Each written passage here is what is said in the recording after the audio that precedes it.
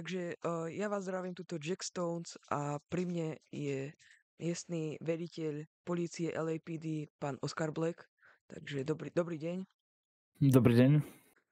No takže my sme si vás tu prišli vyspovedať trocha, takže dneska sa otvára mesto, takže čo si myslíte, ako to bude prebiehať? Bude to kľudnejšie, alebo je to také, bude nebezpečenstvo aj? Dnes si myslím, že určite nejaké nebezpečenstvo môžu nastať, takže neodporúčam sa pohybovať v nejakých temných uličkách. Taktiež neodporúčam sa pohybovať niekde v odľahlých oblastiach, najmä v Hyde Park Parku. Myslím, že tam to bude veľmi dneska kriminálne. Ale budeme robiť všetko preto, aby sme zaistili poriadok v meste a aby sme potrestali zločincov. Dobre, a myslíte si, že ak aj vôbec kriminalita bude, tak bude vyššia ako predošlé roky, čo v meste boli, alebo bude nižšia? To si nemyslím. Myslím, že bude taká priemerná. Dobre. A máte v zbore nejakých nových policajtov, alebo sa stále Áno, držíte to?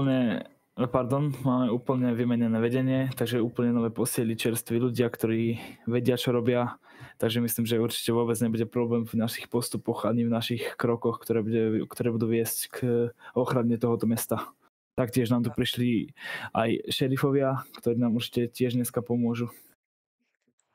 Máte už nejako pripravené zabezpečenie mesta pri otvorení? A nie. Budú to klasické patroly, hliadkové činnosti, pri ktorých budeme kontrolovať vozidlá a zasahovať v nebezpečných situáciách. A máte aj nejaké nové divízie, alebo nejakú novú techniku? Po novom nám pribudla divízia MBU. Sice je to Motorbike Unit, ale my sme tam momentálne zaradili aj buginy a štvorkolky. Jednu štvorkolku mám momentálne na korbe. A teda vo vlečke, ospravedlňujem sa. A budeme to využívať hlavne v Hyde Parku, keď nám tam niekto utečie, tak rýchlo vystúpime z vozidla, vyberieme si štvorkolku a letíme za suspektami. A môžete nám ju ukázať? Môžeme sa na ne pozrieť? Samozrejme, môžeme sa aj na ne pozrieť, rovno vám aj vysvetlím aké nejaké prvky. Tak, tuto je momentálne tá štvorkolka.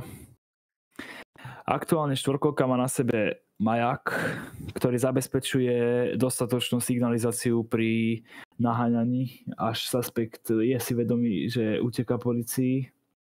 Momentálne tam je aj batoh, v ktorom je výbava, je tam momentálne medibag, sú tam zmenšené spike stripy a sú tam nejaké evidenčné veci, ktoré potrebujeme k bežnej praktike. Následne vpredu je miesto na emergency posadenie suspekta alebo nejakého civilistu, keby náhodou potreboval rýchlo zviesť, tak sa tam môže chytiť. Nerobí sa to v bežnej praktike, ale keby bolo v núdzi, tak sa to dá urobiť. Taktiež máme buginu, ktorá je dvojmiestna, tým pádom v nej už môžu aj viacerí patrolovať. Tu momentálne nemám. Jasné. A toto je tiež nejaké neobvyklé vozidlo, nie? Toto už ste to mali? Áno, toto vozidlo nám tiež pribudlo po novom. Nemáme ale momentálne ešte vybavené, že kto všetko to bude používať. Pravdepodobne to budú používať iba tá divízia, ktorá bude mať buginy a štvorkolky. V iných mestách je známe aj to, že pribudlo aj väzenský autobus. Zaviedli ste to aj v tomto meste? No, samozrejme, väzenský autobus už máme, už nám ho donesli. Tak to je dobre, tak ďakujem vám za rozhovor. Ja ďakujem za pozvanie. A všetkým poslucháčom a pozorovateľom televízie Weasel News prajem pekný deň. Dovidenia.